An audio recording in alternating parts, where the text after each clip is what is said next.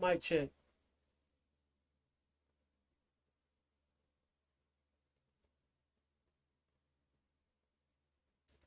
Okay, so it's working. Got a little delay there, but it is working. I don't often use Streamlabs, so y'all forgive me.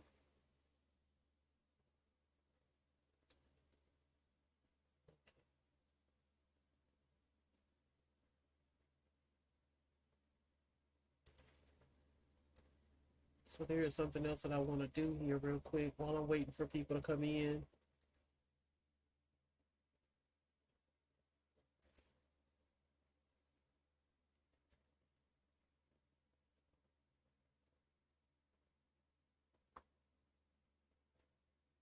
And don't be shy once you come in. Just go ahead and say hello. I know I'm like an hour early. I said I was going to come on at 11, but I have a very early start tomorrow. So I'm going to go ahead and do this now so that I can get some rest. I got to be up at like 5.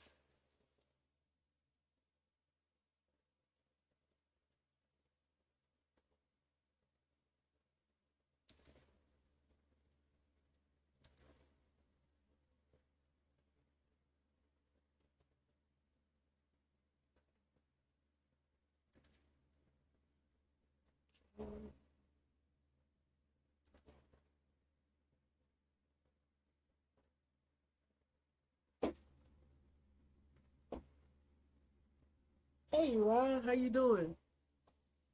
I know I haven't been on here in a while, but I've been kind of busy. I'm setting up like one more thing on this on Streamlabs because that's what I'm using tonight.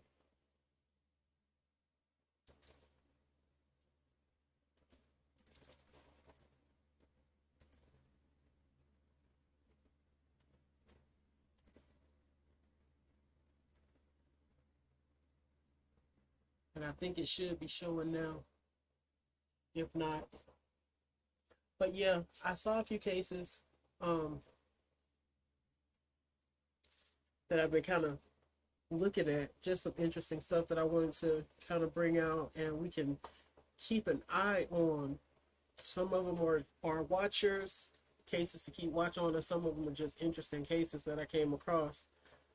This first one like really got to me because um the whole Bakersfield thing. Y'all know I was really deep on Bakersfield until the police kind of shot me down with that one, and all those missing kids, all like within a certain age range, certain body types, just going missing in Bakersfield, and you don't hear anything else about them. And then in Pensacola, we got the same thing going on. You guys might remember Jimmy Staley came on and she was talking about that. I'm going to have her back soon to talk a little bit more about that. Just a bunch of kids missing in this mysterious supposed group home that nobody is ever at. Just so this case right here just really kind of caught my eye. It says right under our noses, over 20 children missing in Cleveland.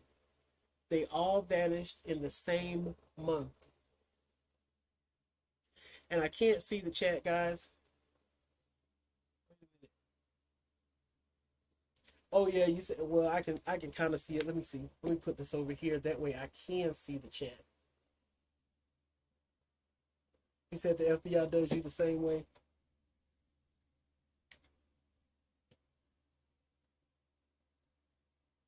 Yeah, it's crazy. It's like they don't care. Okay, so Newburgh Heights Police Chief John Majoy, who serves as the board president of the volunteer nonprofit Cleveland Missing, says the area has experienced an alarming increase in missing children over a 2 week span in May. Not just in a month, but in 2 weeks. There's always peaks and valleys with missing persons, but this year it seems like an extraordinary year. For some reason, in 2023, we've seen a lot more than we normally see, which is troubling in part because we don't know what's going on with some of these kids, whether they're being trafficked or whether they're involved. Excuse me. Sorry about that. Or whether they're involved in gang activity or drugs. A total of 27 children were reported missing between May 2nd and May 16th, according to Cleveland police. Mayjoy thinks most of the kids are runaways, but issued a cautionary warning that teens tend to be naive and susceptible to exploitation by predators. It's a silent crime that happens right under our noses, he said, adding that the cases won't always reach media unless an Amber Alert is issued. The problem is, where are they? Where do they go? They can be in a drug house or farmed to prostitution or caught up in drug trafficking and gangs. 27 children in a 2-week time frame from May 2nd to May 16th. 27 children. That's a lot of kids, man. As a matter of fact, let me see something.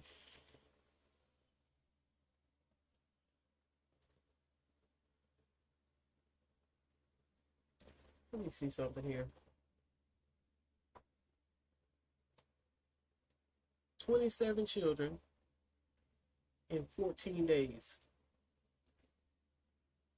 That's 2 kids a day. Just about 2 kids a day going missing. 2 kids a day every day for 2 weeks.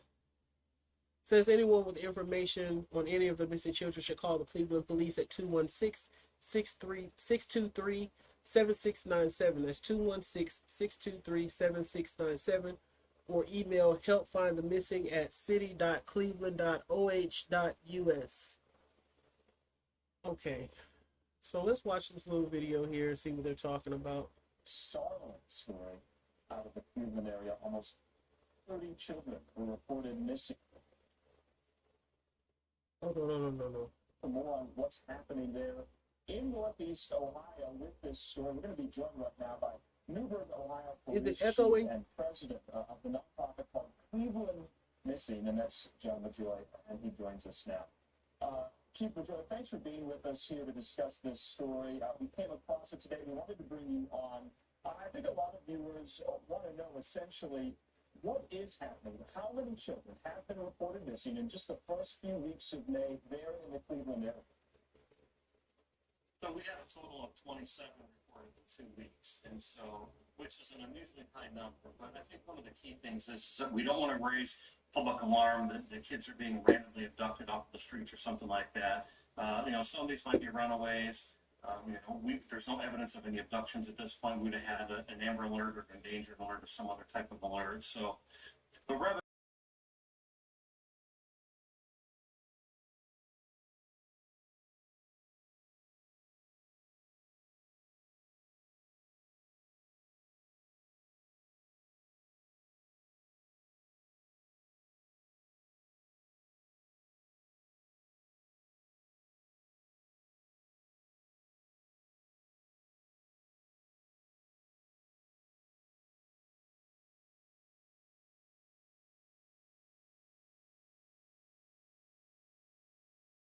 burglaries, sometimes sex crimes, ATM robberies, whatever the case may be. And so there's always Sorry. calls Hey, for concern PJ, anytime let me go back a crime little goes bit since up it was in a muted. number that is outside of the norm.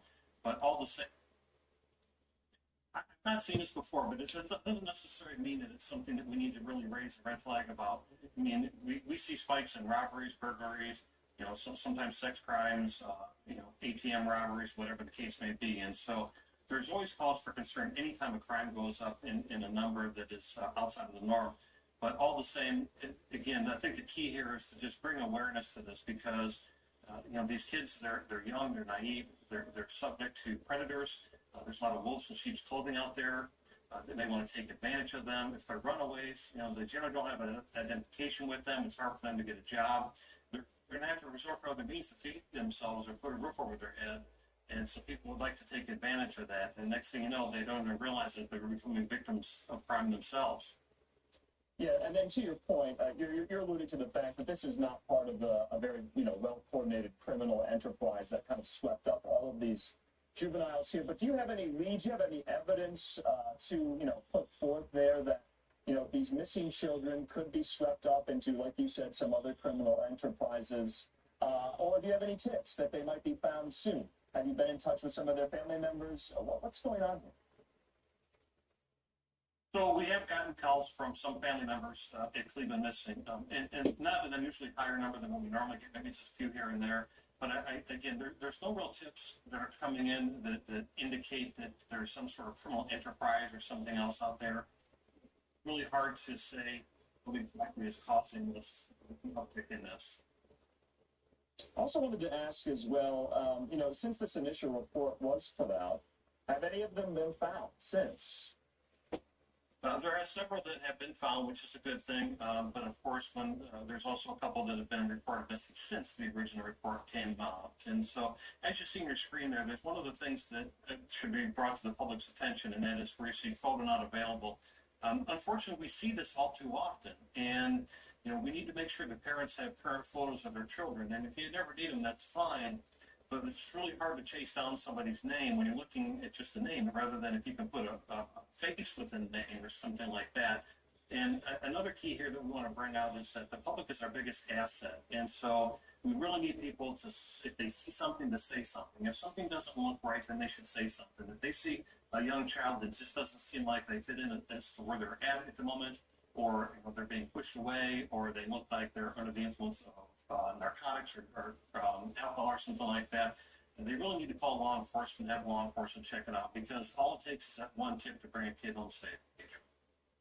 Yeah, to your point, there's a lot the community can do. Can you talk about your organization and the outreach that you do? You go out into the Cleveland area and the community, and you ask people for help, not only in trying to find some of these juveniles who've been reported missing, but just to help with the organization itself. What more can they do?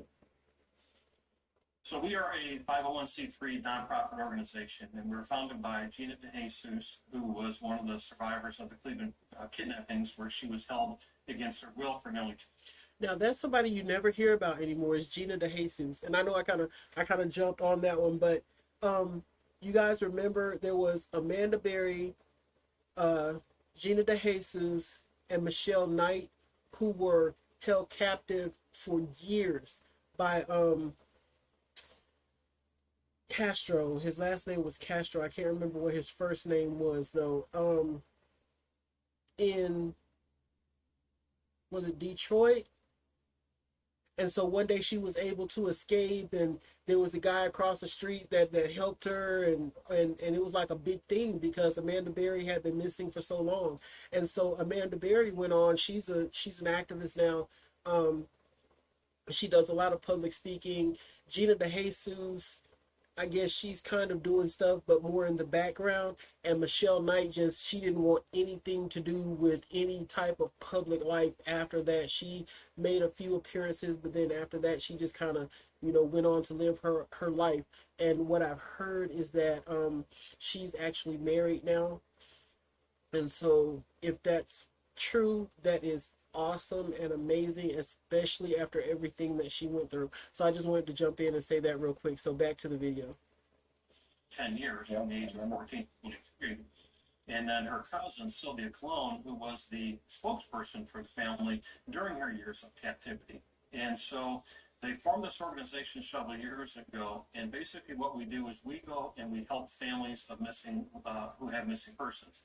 We do not do investigations. That's up to law enforcement to do the investigations. However, in my 33 years of law enforcement, I can't say that I know what it's like to have a missing loved one, because I've never experienced that. However, we have two people on our board that do know what it's like. One was missing herself, and one was a family member who knows what it's like. And they knew the type of things that the family encumbered while she was missing. And so we want to go and be able to provide different degrees of support for the family, whether it's printing flyers, whether or not they want to have a press conference in their offices, whether or not they want to go and do a walk in a certain area, or do something that's going to try to bring attention to the case. And so we really strive hard to make sure that we do this to provide that medium for our families. Yeah, and to your point, also, you work with the families so closely of some of these missing juveniles. How are they doing? Do they have hope still? Do you, kind of provide them with those resources so they can essentially, cling to that hope that they will eventually be found in some capacity? What do you do for them? Well, I think that the message that Gina brings is very, very simple. She was held against her will for nearly 10 years, and she brings a very, very simple message, one word, four letters, and that's a message of hope. She is here to talk about what happened to her during her captivity, and she's here to deliver the message that there is hope for your loved ones. So we're never going to give up on you. No matter how long the person's been missing, we're still going to keep trying. We're still going to keep looking. We're still going to try to keep the case at the forefront, keep the story going. And so, again, in hopes that we just get that one tip or something just really comes out that brings that loved one home to that family. So yeah, that's actually a very powerful message. Because I know kids when they go missing. Hey BC, welcome to the chat. When people go missing, it's like a hot topic, and I see that a lot on YouTube. It's a hot topic for a few weeks or for a few months, and then they just kind of fade away. Like you really haven't heard anybody talking about Cody Bigsby in a while. They're back on Summer, but that's just because Summer is a money train. You don't hear anybody talking about Monkey Vaughn anymore, really. Oakley Carlson, Madalena Kojakari, and she only went missing 6 months ago. Hey, Sleuth Mom. And so then they just kind of fade out and people forget about them. They're not a part of the conversation anymore. But these three women, their case, Amanda, Michelle, and Gina, their case shows that there is still hope. I mean, 10 years, 10 years a captive, and then she was finally set free. So we really need to try to keep these kids' names and faces out there a lot more, not just because it's a popular topic right now or because it's what everybody's talking about this week, but because we really want to see these kids come home. Not just these kids, but these adults. Grown men and women go missing all the time. So yeah, Bautissimo, you better give Sleuth Mom a dime. But yeah, we really need to keep their names and faces out there, keep their names in the conversation. All right, and the next one. This one is horrific. This blew my mind and pissed me off at the same time. Like, if ever there was a face that I wanted to slap, it's this face right here. So, shoplift mom. Shoplifting in a department store leaves 2 tots in a car turned fireball. I'm not going to read this article. I'm just going to play the video on this one.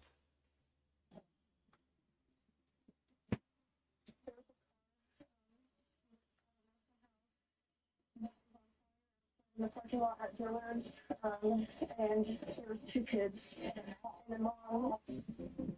We now have the 911 calls from this car fire at the Oviedo Mall. A mother is accused of leaving her 2 young children inside while she was shoplifting. And on top of that, police say that car was stolen. Now you can see the video behind us. The fire starts inside the car, of course, and that inferno grows fast. It actually blows the windows out. And Fox 35's Connor Hansen joins us live from the mall today. So Connor, you've been listening to all these 911 calls. What have you heard so far? Well, John, all of those callers obviously very alarmed to see such a huge fire that close to the Dillards behind me. Luckily, somebody was able to get to those 2 kids before things got much worse. And now it's those children's mother who's inside the store at the time who's facing an arson charge. Now, a camera on a nearby car in this parking lot caught a close-up view of that sedan going up in flames. Police say a 2- and 4-year-old were left in the car for up to an hour while their mother went inside, allegedly to shoplift. We're told one of the children was able to open one of the car doors, and that's when a Good Samaritan saw them and got them out. The kids were okay, but had minor burns. When the mother, Alicia Moore, went to the hospital with the 2 kids, police realized she had warrants for other crimes. Now she's also being charged with child neglect and arson. She's being charged with the arson because she did leave the kids alone in the car with some sort of lighter matches. I don't know what it was that set the car on fire, but the children are her responsibilities. Now, the state fire marshal is still working to find out exactly what started that fire. Reporting live in Oviedo, Connor Hansen, Fox 35 News. Now, state. So that was definitely a crazy story. Yeah. And so now you see why I said if there was ever a face that needed to be slapped, it was that one. Those two kids, it is nothing but a blessing from God that they were not killed or seriously injured in that fire. Did you see that? It blew the windows out of the car. And then these are two young kids that she left in the car so she could go steal? Like, really? In a stolen car at that. I mean, this is like the story that just keeps on giving. I mean, there's nothing good in this story. There's nothing excusable in this story. There's nothing in here that you can forgive on the mother's part, as far as I'm concerned. Like, wow, just, yeah, that one blew me away. When I saw it earlier, I couldn't believe it, honestly. It's like, who does that? Yeah, little babies. They called them tots, so they were probably like 3, 4, 5 years old.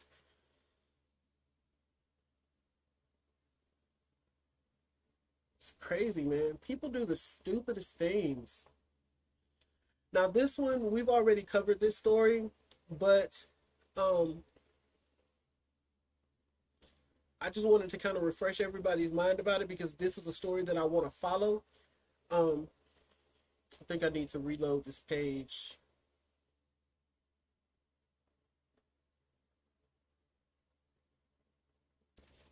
But this is a story that I really want to follow and find out what they were 2 and 4 BC. Thanks for that information.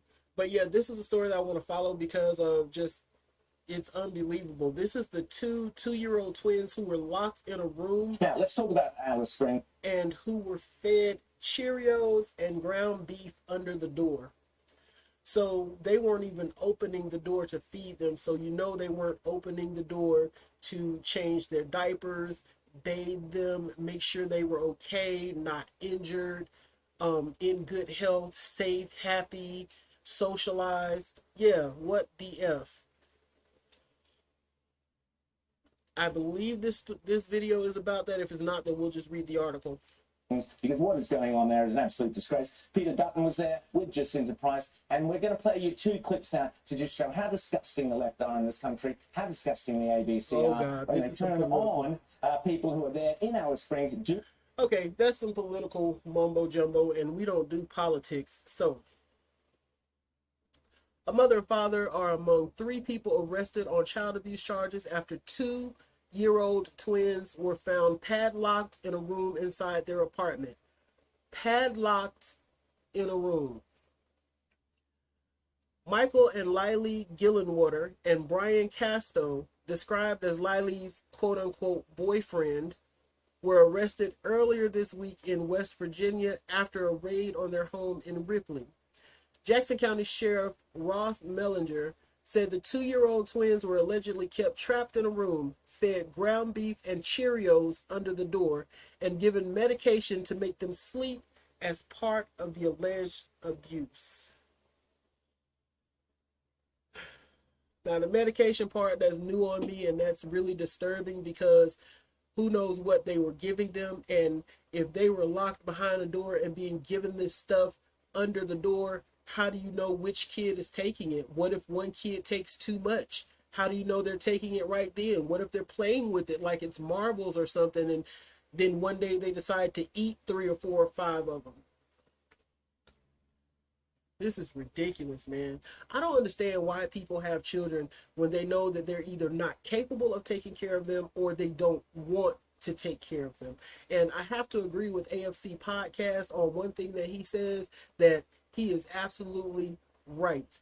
Babies for benefits. A lot of these people have kids just for the benefits, for the welfare, the food stamps, the Medicaid. You don't have to work, you get housing and all this other kind of stuff. And babies for benefits.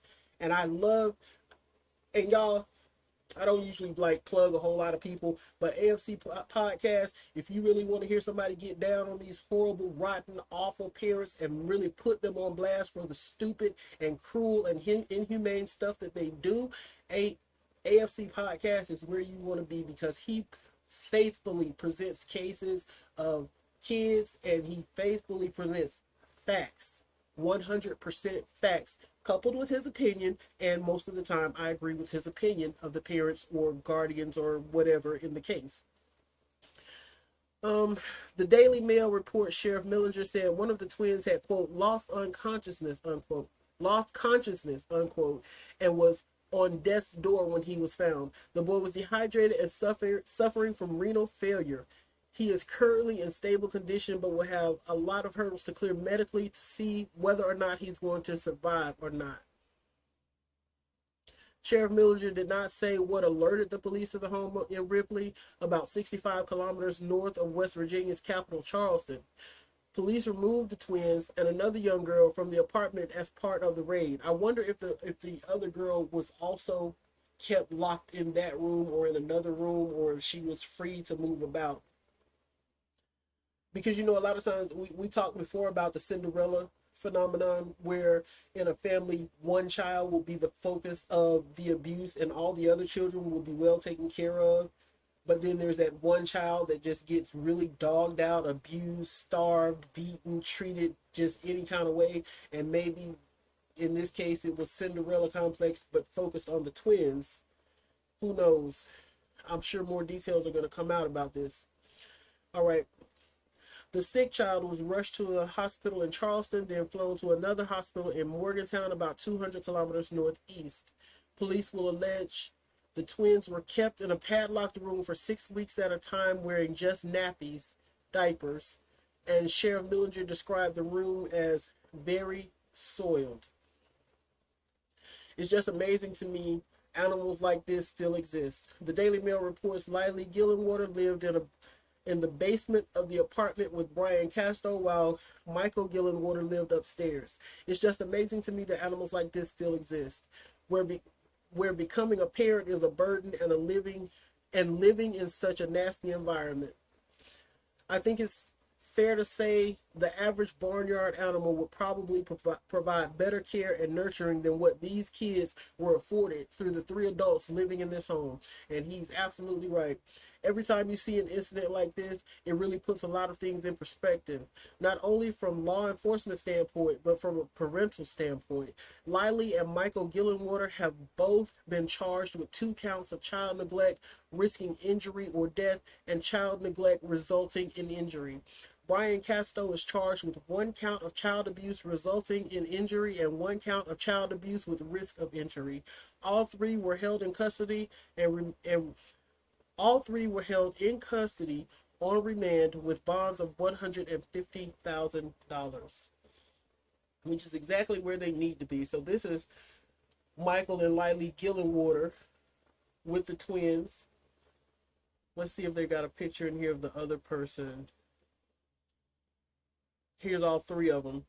Michael Gillenwater, Lily Gillenwater, and then Brian Casto on the far right with the glasses.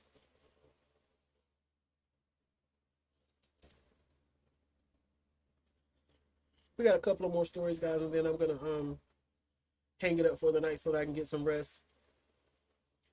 This story caught my eye. He's no longer missing. He's been found, but there are some interesting details to this. So this is one of the cases that I want to follow so we can figure out more about what actually happened, because this was really odd.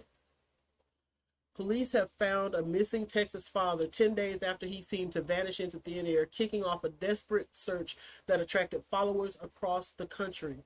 At the crack of dawn on May 24th, 31-year-old Kobe Richards, a father of 2 young children, disappeared after walking out of his home near Houston, leaving behind his phone and wallet.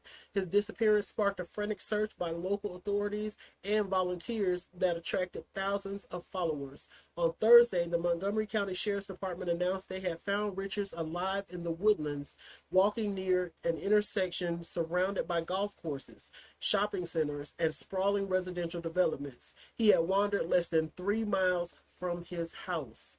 Police have placed him under the care of medics and the department's mental health team. The sheriff's office said in a statement they will eventually interview Richards about the circumstances of his disappearance, but not for some time, leaving some details shrouded in mystery. PJ was covering him. Okay, I'm gonna check out some of your coverage, PJ.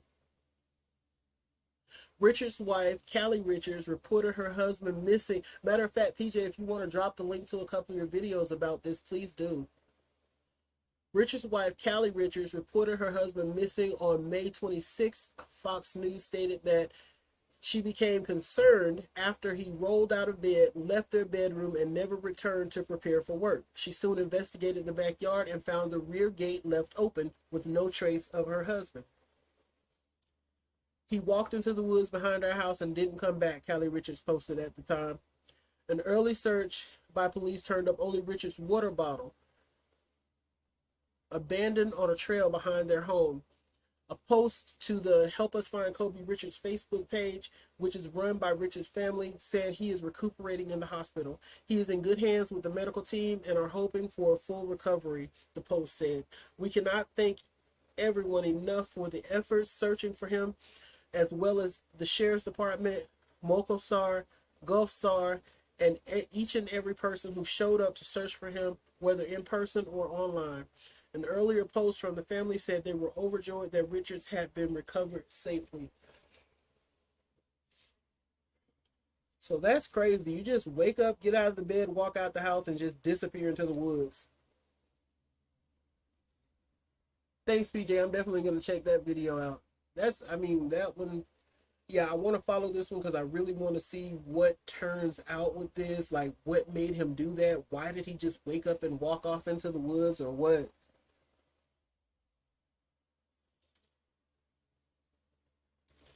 All right, and we are down to the last three. This one is more of a PSA than anything. We're in the summer months, and we know every summer, every single summer, hot car deaths. Hot car deaths. And before I even read this story, as a matter of fact, I'm not going to read the story. I'm going to play this video, but I just want to rant for a minute because I've seen articles that give the advice to put something important in the car seat with the child so that you'll remember the baby. Like, what could possibly be more important than the baby? I mean, seriously, put something important in the car seat with the baby so that you remember to get the baby? I still can't wrap my mind around that concept. I raised 4 kids and I've never left them alone. I've never forgotten them. I mean, like, how do you forget a kid, especially a small kid? They make noise. They need stuff. If you have a small kid, especially under the age of 2, there is no way possible that you can forget them for even 10 minutes because they're going to need something. They're going to need to eat. They're going to need a diaper change. They're going to need some affection. They need some attention, that eye-to-eye contact. You're going to need to make sure they're not putting something in their mouth. There is no way in the world you can forget a child, especially a child under 2. And if they're anything like Bubby, they got a million questions. Every 5 minutes, they're going to be asking you a question. Gigi, blah, blah, blah, blah, blah, blah. Gigi, blah, blah, blah, blah, blah, blah, blah. So how do you forget a kid? A whole baby. Police were at 1 p.m. Sunday in unresponsive 11-month-old at the Mount of Olives Evangelical Baptist Church on Babcock Street in Palm Bay. According to police, she had been left in the vehicle for around 3 hours while the parents attended church. Palm Bay police in a statement saying that when officers arrived, the baby was in a vehicle unresponsive and transported to Palm Bay Community Hospital, where she was pronounced dead. Palm Bay Police Chief Mario Augello quoted, "This is an unfortunate incident, and our condolences and prayers go out to the family." While the investigation on exactly what happened here in Palm Bay is ongoing, it's good for all parents to be reminded of how to keep their family safe, as Florida is the number 2 in the nation for child hot car deaths. That according to the national organization Kids in Cars. Even cracking a window does not do much good. We know that a car can heat up 20 degrees above. Sue's mom says the pastor was late pulling in. Someone came out to her car, I guess, and she thought they took the baby into the church for her so she could go preach. I get that. That may be what happened, but even under those circumstances, if you were already late preaching, you could be 2 more minutes late to unbuckle your baby and take that baby out of the car seat. and take the baby in with you. Hand the baby to somebody once you get in the church. Don't hope somebody goes back out there to get your kid out of your car. I mean, it's one thing to be, I'm a Christian, but at the same time, I don't even think God is pleased with that. I'm sorry. I'm sure God wouldn't have had a bit of a problem with her taking a couple of minutes to make sure her baby was okay and then go in and preach. That's just crazy. Of the outside temperature within 10 minutes. So if it's 80 degrees outside, after a little more than 10 minutes, you're already in the danger zone. If a child gets to be close to 104 degrees, that's when their temperature can cause problems, and you start to see heat stroke. Above 107 degrees, we see death. The most important thing for people to know is this can happen to absolutely anyone. Now, there's no norm to it. Ways to stay safe for family members. Always keep something in the kid's car seat. Move it up front when you put them in. That can be a teddy bear or a toy. That way you'll be reminded that they're back there. Put something important in the seat with your child. Something you will miss. Your phone, a work ID bag. Call program with daycare. Set it up so that the daycare will call you if your child is not dropped off. Nationally, about 38 children are lost to hot car deaths each year. There's concern that after a dip during COVID. That's 38 kids, way too many, because there is absolutely no excuse for this. But this summer might see those numbers rebound. In Palm Bay, Scott Heidman, West 2 News.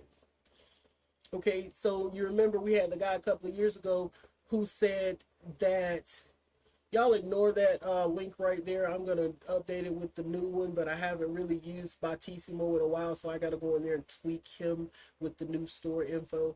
But you remember we had that guy a couple of years ago who claims that he forgot to drop his kid off at the daycare center that morning, but he went out to his car for lunch and was out there for a while and then came back in and the baby was still left in the car to die. The guy that was like texting all these other people aside from his wife while his kid was in the car dying.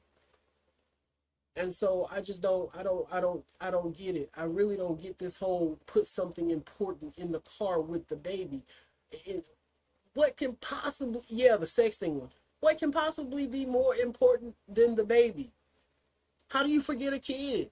I don't even know how else to say it except how do you forget a whole kid? I will forget my phone before I forget my kid or my grandkid. I will forget to take my keys out of the car before I lock it, before I forget to take one of my babies out. That's just stupid. And I feel for those of us who actually care enough about our children to remember that they're in a car seat. I feel insulted on our behalf that someone actually has to say something so stupid as put something important in the car seat with the baby so that you can remember the baby.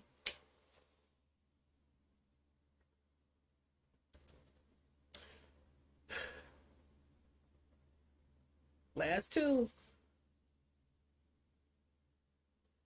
This one I'm not going to cover. We'll do this another day. This is on the Idaho 4 and Ethan Chapin's family speaking out. So we'll do that in a whole separate one. But I kind of want to close out on something of a high note. This woman from Australia was in jail for 20 years because it was believed that she had somehow murdered or caused the death of her 4 children, all between the ages of 19 days old and 19 months old, over the course of about 4 or 5 years. And then scientific research proved that it is most likely that her children all died of natural causes, just like she was saying all along. So she was set free. And so I kind of feel like this was a good story. It doesn't have a video, so we're just going to read it. In Canberra, Australia. An Australian woman who spent 20 years in prison was pardoned and released Monday based on new scientific evidence that her 4 children died by natural causes as she had insisted. And I feel so bad for her that she was incarcerated and accused of killing her children. And it turns out that that wasn't the case. So there was something recent in the news about him. I'm going to look it up and see if I can find it, because it's probably him doing some type of appeal and trying to get out of whatever sentence he got, because I don't even remember what they sentenced that guy to. The pardon was seen as the quickest way of getting Kathleen Folbig out of prison, and a final report from the second inquiry into her guilt could recommend the state court of appeals quash her convictions. Folbig, now 55, was released from prison in Grafton, New South Wales state, following an unconditional pardon by Governor Margaret Beasley. Australian state governors are figureheads who act on instructions of governments. New South Wales Attorney General Michael Daly said former Justice Tom Bathurst had advised him last week there was a reasonable doubt about Folbig's guilt based on new scientific evidence that the deaths could have been from natural causes. There is a reasonable doubt as to Ms. Folbig's guilt of the manslaughter of her child Caleb, the infliction of grievous bodily harm on her child Patrick, and the murder of her children Patrick, Sarah, and Laura. I have reached the view that there is reasonable doubt as to the guilt of Ms. Folbig on those offenses. Bathurst has conducted the second inquiry into Folbig's guilt, initiated by a petition that said it was based on scientific positive evidence of natural causes of death, signed by 90 scientists, medical practitioners, and related professionals. Prosecutors acknowledged to his inquiry in April that there was a reasonable doubt about her guilt. Folbig was serving a 30-year prison sentence that was to expire in 2033. She would have become eligible for parole in 2028. The children died separately over a decade at between 19 days and 19 months old. Her first child, Caleb, was born in 1989 and died 19 days later in what a jury determined to be the lesser crime of manslaughter. Her second child, Patrick, was 8 months old when he died in 1991. 2 years later, Sarah died at 10 months old. In 1999, Folbig's fourth child, Laura, died at 19 months old. Evidence discovered in 2008 that both daughters carried the rare CALM2 genetic variant was one of the reasons that the inquiry was called. Lawyer Sophie Callan said expert evidence in the fields of cardiology and genetics indicated that the CALM2-G114R genetic variant, quote, is reasonably possible cause of the daughter's sudden deaths. Myocarditis, an inflammation of the heart, is also a reasonably possible cause of death, of Laura's death. For Patrick, Callan said there was persuasive expert evidence that as a matter of reasonable possibility, an underlying neurogenic disorder caused his sudden death.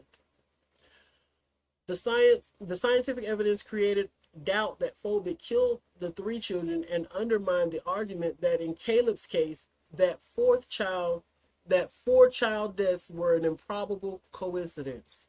Prosecutors had told the jury that at her trial that the similarities among the deaths made conscious coincidence an unlikely explanation. Y'all forgive me, I can't read tonight. I don't know what's wrong with my brain. Folbig was the only one at home or awake when the children died. She said she discovered 3 of the deaths during trips to the bathroom and 1 while checking on the child's well-being. Prosecutors also told the jury that Folbig's diaries contained admissions of guilt. Now I wish they had included some of that in here.